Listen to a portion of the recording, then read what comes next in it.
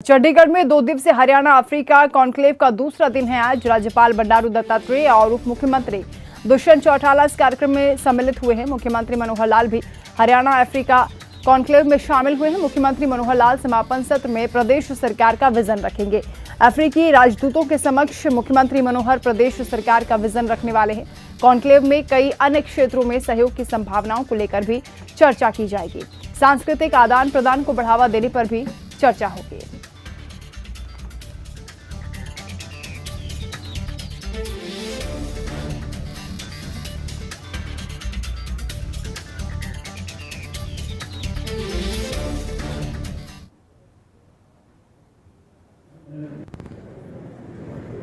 तो 2 दिवसीय Haryana Africa conclave का आज दूसरा दिन है। तस्वीरें आपको दिखा रहे हैं। राज्यपाल बंडारू दत्तात्रेय और उप मुख्यमंत्री ने इस कार्यक्रम में शिरकत की है।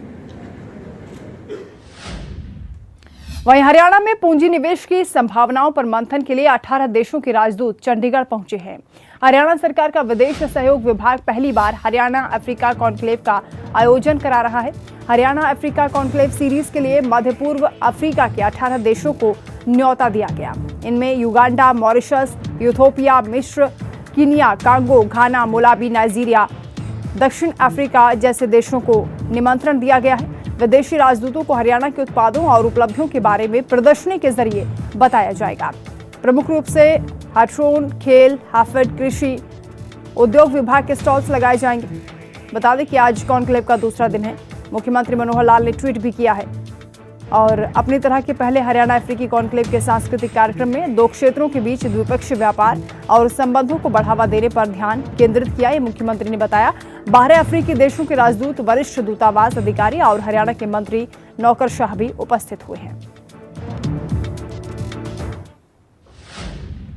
वहीं इस बार हरियाणा के यमुनानगर में लगेगा ऐतिहासिक कपाल मोचन मेला। ये बड़ी खबर इस वक्त आपको बता रहे हैं। प्रशासनिक परिजनों के बाद शिक्षा मंत्री ने मुख्यमंत्री मनोहर लाल से बातचीत कर ली है। मेले को लेकर कई संस्थाएं शिक्षा मंत्री कंवरपाल से मिलने पहुंची थी। मुख्यमंत्री से बातचीत करने के बाद शिक्षा मंत्री कंवरपाल ने मेला लगने की मंजूरी दी है। मेले में पंजाब, हरियाणा, हिमाचल से करीब 10 लाख श्रद्धालु पहुंचते हैं। तो यमुनानगर में ये मेला इस बार लगाया जाएगा। तो शिक्षा मंत्री की ओर से हरी झंडी मिल गई है। हरियाणा में भाजपा सरकार के 7 साल पूरे होने के अवसर पर कार्यकर्ताओं को संबोधित करते हुए मुख्यमंत्री मनोहर लाल ने कहा कि हरियाणा में लिंगानुपात की समस्या खत्म हुई है। भ्रष्टाचार रोकने के लिए ऑनलाइन ट्रांसफर पॉलिसी लाई गई है। महिला थाने खोले गए हैं। पुलिस की भर्ती में 10% महिलाओं की भर्ती की गई है।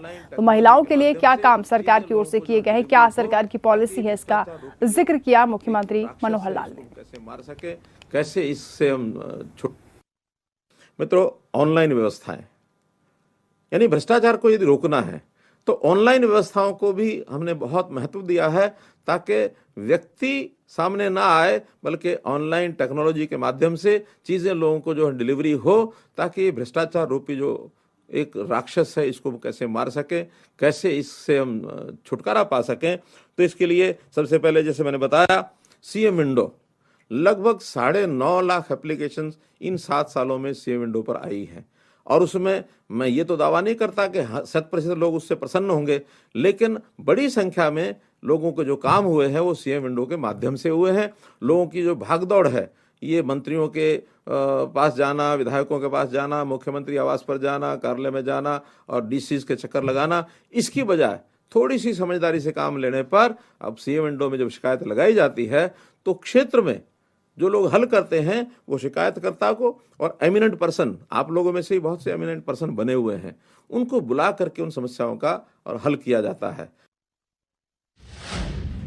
वहीं हरियाणा में अंतर्राष्ट्रीय गीता जयंती 2 दिसंबर से 19 दिसंबर तक मनाई जाएगी। महोत्सव में देश के ही नहीं विदेश से भी कलाकार पहुंचेंगे।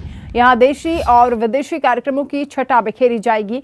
राष्ट्रीय और अंतर्राष्ट्रीय आयोजन पुरुषोत्तमपुरा बाग और हरियाणवी लोक कलाकारों का मंच हरियाणा पवेलियन में होगा। हरियाणा सरकार ने ट्वीट कर इसके बारे में जानकारी दी है। तो अंतर्राष्ट्रीय गीता महोत्सव 2 दिसंबर से हरियाणा में शुरू होने जा रहा है। देश विदेश से यहां पर कलाकार पहुंचेंगे। सांस्कृतिक महोत्सव मनाया जाएगा। रोहतक से बड़ी खबर है। सुप्रीम कोर्ट और जीएनटी के आदेशों की अवहेलना कर रहे किसान धान की कटाई शुरू होते ही धान की पराली में आग लगाना शुरू कर दिया है।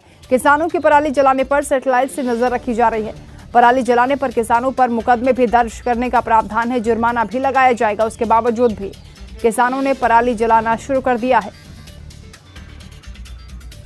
तो जैसे जैसे पराली जलाने का सिलसिला आगे बढ़ेगा वैसे वैसे पॉल्यूशन भी बढ़ता जाएगा। इसी को लेकर सुप्रीम कोर्ट के आदेश भी हैं, लेकिन इन आदेशों की अवहेलना की जा रही है। हालांकि जुर्माने का प्रावधान भी रखा गया है, मुकदमे भी दर्ज किए जा सकते हैं। वहीं केंद्रीय मंत्री राव इंद्रजीत सिंह सिविल लाइन स्थित पुराने सरकारी हॉस्पिटल पहुंचे। उन्होंने निर्माणाधीन सरकारी अस्पतालों का जायजा लिया और अधिकारियों को 1 महीने का वक्त दिया है। उन्होंने साथ ही कहा कि रिपोर्ट तैयार करने के बाद भी अस्पताल का निर्माण क्यों नहीं हो रहा है, इस सवाल भी पूछा। 10 महीने बीत जाने के बाद भी बिल्डिंग का निर्माण कार्य पूरा नहीं हो पाया है। अस्पताल में व्यवस्थाएं नहीं है, जिसके कारण लोगों को परेशानियां हो रही हैं। तो केंद्रीय मंत्री राव इंद्रजीत सिंह सरकारी हॉस्पिटल पहुंचे और व्यवस्थाओं का उन्होंने जायजा लिया।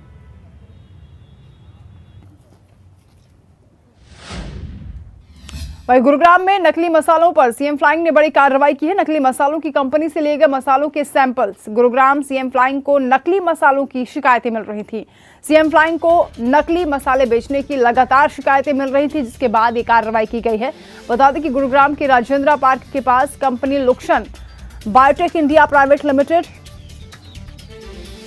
जहां सीएम फ्लाइंग ने रेड की है। कंपनी के मालिक सतीश उपाध्याय से अधिकारियों ने पूछताछ भी की है। लगातार शिकायतें मिल रही थी, जिसके बाद नकली मसालों की इस फैक्ट्री पर छापा मारा गया है। सैंपल्स लिए गए हैं, जांच के लिए भेजे गए हैं।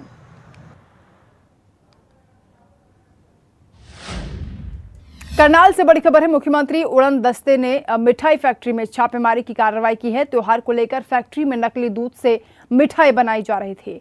सीएम उड़न दस्ते को नकली दूध से बनी मिठाइयों का बड़ा जखीरा बरामद हुआ है। पानी में केमिकल मिलाकर तैयार किया जा रहा था दूध।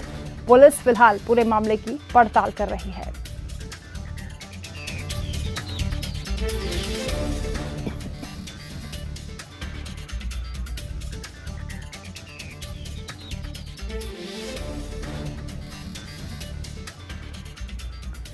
तो करनाल में छापेमारी की कार्रवाई की गई है।